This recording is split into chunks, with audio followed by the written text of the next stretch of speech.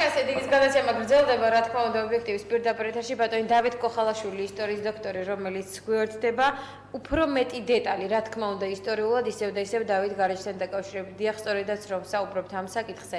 არ გაუჩნდეს ადამიანს ის კითხვა, რომ სულ თქვათ, რატომ დავით გარეჯი, როგორ დავით გარეჯი და სხვა საკითხები რაღაცნაირად გადაფარა, მაგრამ ეს არის სწორედ ის მნიშვნელოვანი საკითხი, რომელიც დღეს ჩვენს ქვეყანაშია და აუცილებლად მოგვარებას და გამოსავალს საჭიროებს. ამიტომ ბატონი დავით კუხალაშვილი, ისტორიის დოქტორი, რომელიც უფრო მეტ დეტალს მოგვახსენებს იმ პრობლემასთან დაკავშირებით, რომელიც დღეს დავით გარეჯის სამონასტრო კომპლექსს უკავშირდება. აზერბაიჯანის, საქართველოს ისევ და ისევ ერთად თქვენ სხვათა შორის სამხედრო სტრატეგიული მნიშვნელობაც ახსენეთ, რომელიც გარკვეულწილად დაუკავშირეთ. რა იგულისხმეთ ბატონ დავით, რომ დავიწყოთ ამ საკითხით და შემდეგ უკვე გადავალთ ესე მივყვებით რა და რა სახის მოცემულობა გვაქვს. პირველ რიგში კიდევ ერთხელ მინდა დავაფიქსირო ჩემი პოზიცია, რომ როდესაც მე კოლეგებთან ვისაუბრებ, სტუდენტებსაც ვესაუბრობ და საზოგადოების სხვადასხვა ნაწილს ვაფიქსირებ ჩემ პოზიციას, რომ მეგობრული ურთიერთობის დროსაც კი სახელმწიფოებს შორის მიმდინარეობს აქტიური სადაზვერვო საქმიანობა. სადაზვერვო საქმიანობა ეს გახლავთ დამაზიანებელი საქმიანობა და გარკვეულწილად შემიძლია დღეს დავადასტურო ის გარემოება, რომ შესაძლებელია და მაღალი ალბათობით ყველა ნიშანი არსებობს იმისა, რომ კეთილმეზობლურ და სტრატეგიული პარტნიორობის ფონზე ჩვენ გვაქვს გარკვეულწილად ეს მიმართულება, რაც არანაირად არ ალამაზებს იმ კეთილმეზობლობას, რომელიც გარკვეული აწრეულებია, რომ ჩამოყალიბებულია საქართველოსა და აზერბაიჯანს შორის. პირველ რიგში მინდა ვისაუბრო მნიშვნელოვან საფრთხეზე, ზოგადად და განსაკუთრებით ის საფრთხეზე, რომ ჩვენ ერთ სახელმწიფოსთან მოვახდინეთ დივერსიფიკაცია ენერგეტიკული უსაფრთხოების კუთხით და ჩვენ საკმაოდ დიდი პროცენტული რაოდენობით დამოკიდებული ვართ ენერგეტიკულად აზერბაიჯანს. აქედან გამომდინარე, მე ვფიქრობ, რომ როდესაც ხელისუფლების მიმართ მნიშვნელოვანი კრიტიკა გაისმის, რომ ხელისუფლებამ აქტიურად იმოქმედოს, ფაქტიურად მე ვფიქრობ, რომ ხელისუფლება გარკვეულწილად ვფიქრობ, რომ მას აქვს მნიშვნელოვანი ბერკეტი და შესაძლებელია, რომ ბერკეტზე როდესაც ვსაუბრობ, მე ვსაუბრობ გარკვეულ ტარიფებზე თუ მისი სადაზვერვო ინტერესებიდან გამომდინარე ის მოინდომებს, რომ გარკვეული ეკონომიკური დესტაბილიზაცია მოინდომოს საქართველოს მიმართებაში, მას ეს ბერკეტი აქვს. ამიტომ ვფიქრობ, რომ ამ შემთხვევაში პირადად მე და საზოგადოებასაც ურჩევდი, რომ ამ კუთხით ცოტა გაგებით უნდა მოვეკიდოთ ხელისუფლების დამოკიდებულებას. თუმცა ეს იმას არ ნიშნავს, რომ ხელისუფლებამ ქვედით ღონისძიებები არ უნდა გაატაროს. გააკეთოს ხელისუფლებამ, რომ გამოვიდეს და ორივე წინადადება საზოგადოებას უთხრას. კითხვები ჩნდება ბატონ დავით, სად არის ხელისუფლება, რას აკეთებს, არაფერს.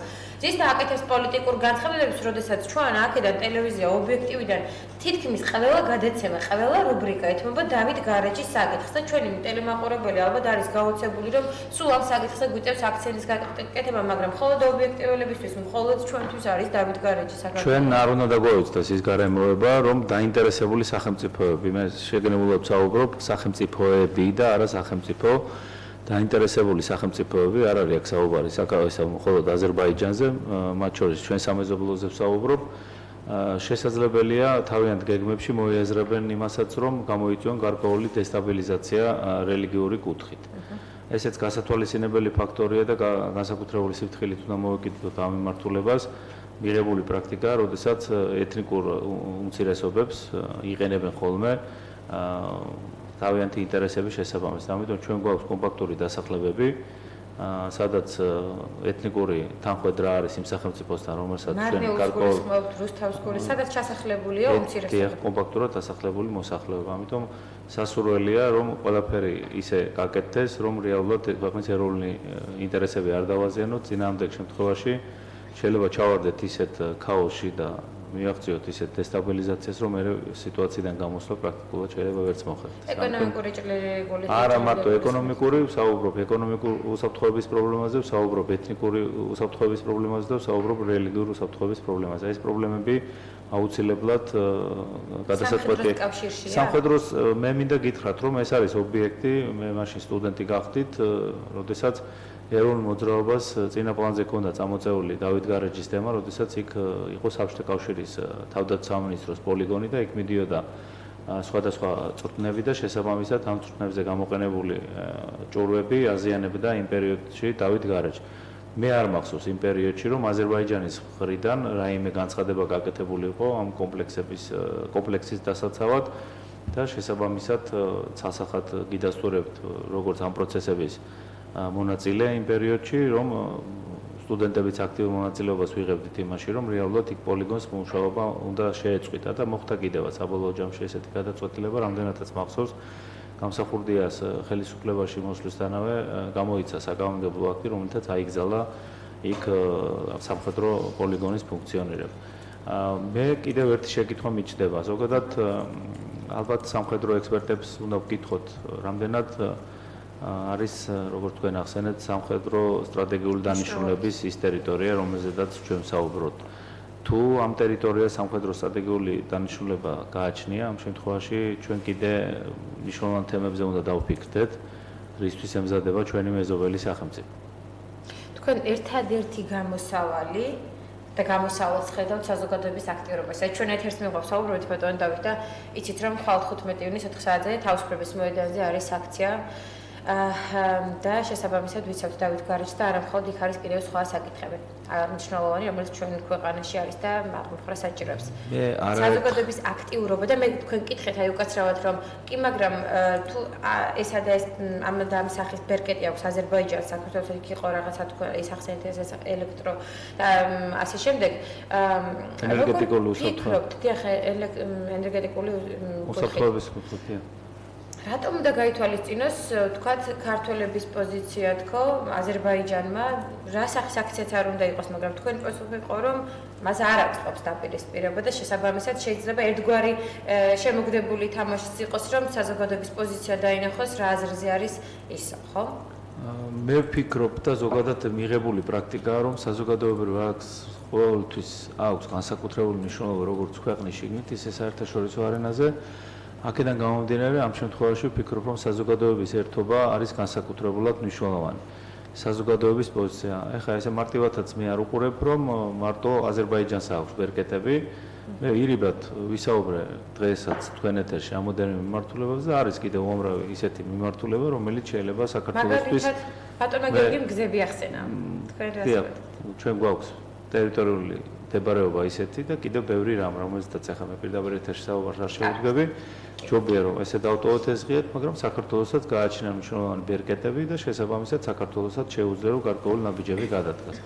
აქედან გამომდინარე, მე ვფიქრობ, რომ ესე აშკარად და ღია ფორმით დაპირისპირებაში აზერბაიჯანს საქართველოსთან შესვლა არ აწყობს.